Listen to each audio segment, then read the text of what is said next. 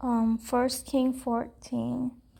So Jeroboam had a son, Abijah, and so he told his wife to disguise herself to go to Ahijah's house, the person who like told him that God appointed him king.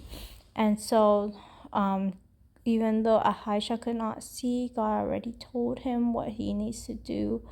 And the boy, it actually is very interesting because the prophecy or what was said to him was that God, like, he was doing things that God doesn't agree with, that is against God, that he did evil before God, and that right here, that dogs will eat those belonging to Jeroboam who die in the city, and the birds will feed on those who die in the country.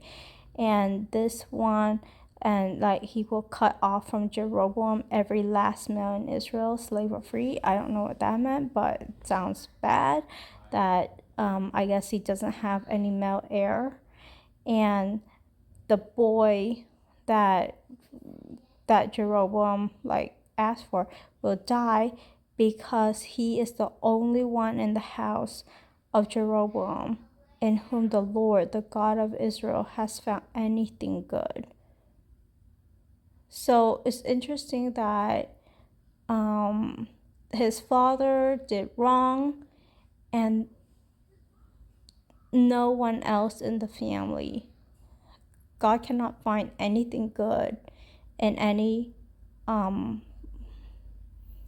one of the family, but yet this person, God chose to let them die because he found like something good in them, and it seems like he wanted to let them have a proper burial. So like that's why it's like it's not always that death is a punishment. Sometimes it is a way to save a person.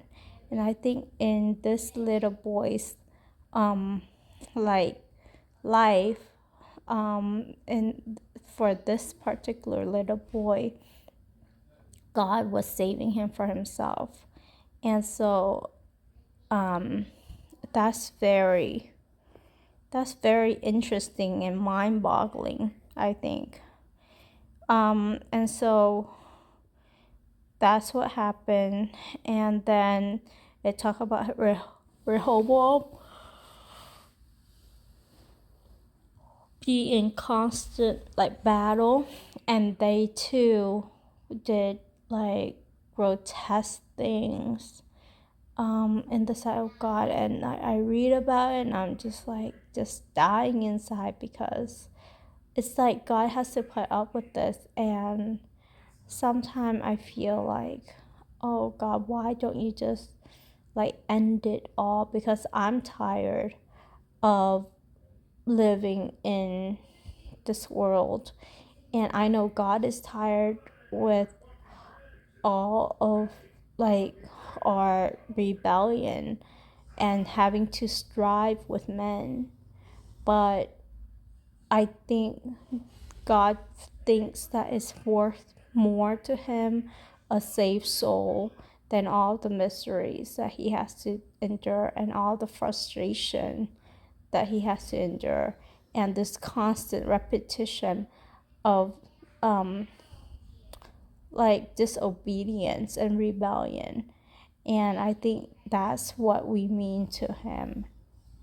Every saved soul, every soul is precious to God. And when I think about that and how long he has been suffering it, and my life is like nothing compared to what he has to endure. And so I feel all that God's patience and just, yeah, God's patience and, like, I guess mercy, like the grace that he gives us.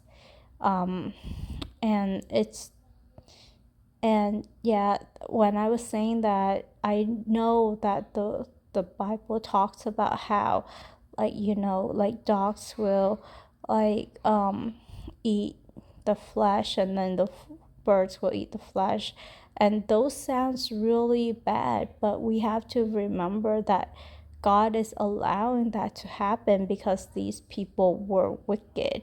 They were doing things that are very wicked in God's sight, and God let such destruction happen to them because that's what the natural result of their wickedness. And they were just really power hungry people who did not know to serve, like, who did not care to serve for a good God. They went after instead to idols and grotesque ritual practice and prostitution. Like, and so, like, these are just, and they were wicked people, and God said they did evil in his sight. So all these, I think it's just, he allowed it to happen. So even though it sounded like he was a vengeful God, I think he just didn't, like, that's what happens to people who follow after Satan. Their end is of their own choosing, and God did not protect them from those calamities.